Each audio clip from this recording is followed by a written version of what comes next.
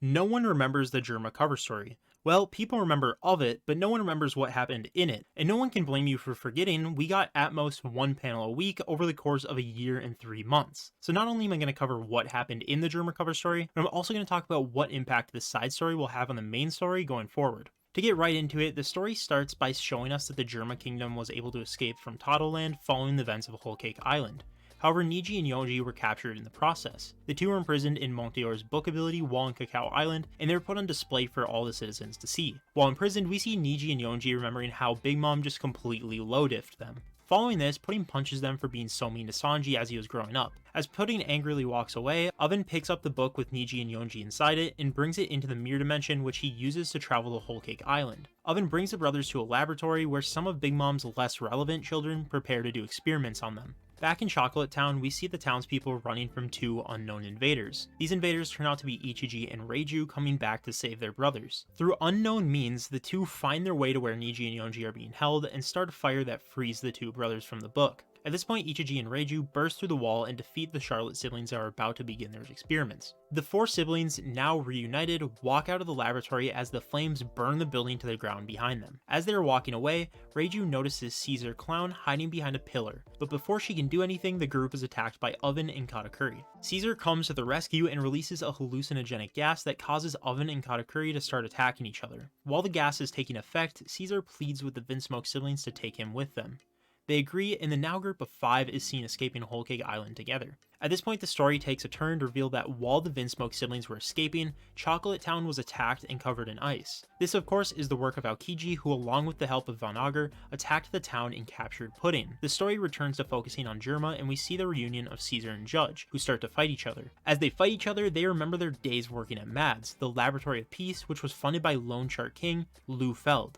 We find out that MADS was an organization dedicated to peace that brought together some of the greatest scientific minds in the world. These scientists include Vegapunk, who was the leader of the group, Vinsmoke Judge, Caesar Clown, Queen, and a woman who we now know to be Buckingham Stussy. Caesar, Queen, and Judge used the MADS resources to create weapons and a whole bunch of things that in no way were peaceful. However, Vegapunk did use the funding for peaceful endeavors and even won the Abel Peace Prize for developing the GP flower, a flower that blooms in gunpowder. With Vegapunk being undoubtedly the leading scientist at MADS, Caesar, Queen, and Judge fought to be number 2. Because of his advancements, Vegapunk was granted an audience with the 5 elders. However, we do not know what was discussed. Caesar and Judge, no longer reminiscing, come to the conclusion that the only problems between the two of them were caused by Vegapunk. So to end the cover story, Caesar and Judge come together to revive MADS, calling it Neo MADS.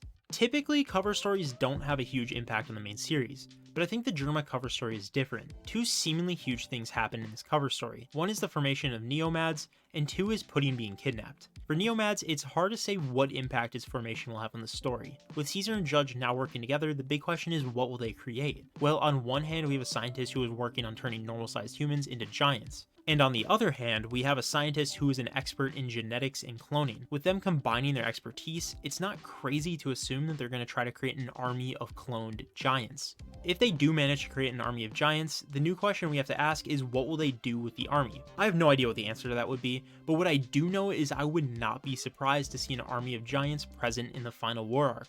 Moving on to Pudding being kidnapped, we have to ask, why was she kidnapped and where was she brought? The reason she was kidnapped is pretty obvious. She has the potential to read poneglyphs. For Blackbeard to become the Pirate King, he would need someone that could read poneglyphs, and it would make more sense for him to try to kidnap Robin because she does know how to read poneglyphs, opposed to Pudding, who has not yet unlocked the ability to read them. The reason the Blackbeard pirates kidnapped Pudding is simply that they knew where she was. I'm sure given the choice they would rather take Robin, but with her constantly on the move, the only option was to get Pudding, who they knew would be in Totoland. The next question to answer is, where did they bring her? In the cover story, we saw Aokiji and Von Augur were the ones to take Pudding.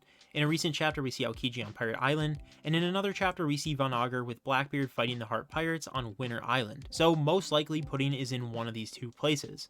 I think the most likely option is that she was imprisoned on Pirate Island, as it's kind of like the home base of the Blackbeard Pirates, and on top of this, there's no reason to bring Pudding with them until she is able to read poneglyphs. To sum up the things we have learned for sure from the cover story, Neo Mads is working in the background to create some sort of weapon, and Pudding has been kidnapped by Blackbeard so that the Blackbeard Pirates can decipher the poneglyphs in the future. I have 2 more tidbits to cover. One is about Stussy. Stussy's background was revealed in the main story of the manga, but in the cover story we do get to see Buckingham Stussie's back, and for a short while we did not know who the mysterious woman was. The other fun tidbit has to do with the GP flower that won Vegapunk like the One Piece equivalent of the Nobel Peace Prize. In a recent chapter, Hibari used this invention as a tool to help Kobe escape. As pirates tried to shoot Kobe, the gunpowder turned to flowers and rendered their guns useless. I think it's pretty cool how Oda foreshadows small things like this in the cover stories. Overall, because of the things this cover story sets up for the main story, I think Germa's Emotionless Excursion is one of the most important cover stories we have ever gotten. If you want to see more videos like this one, hit the subscribe button. Thank you for watching, stay slippery, butter out.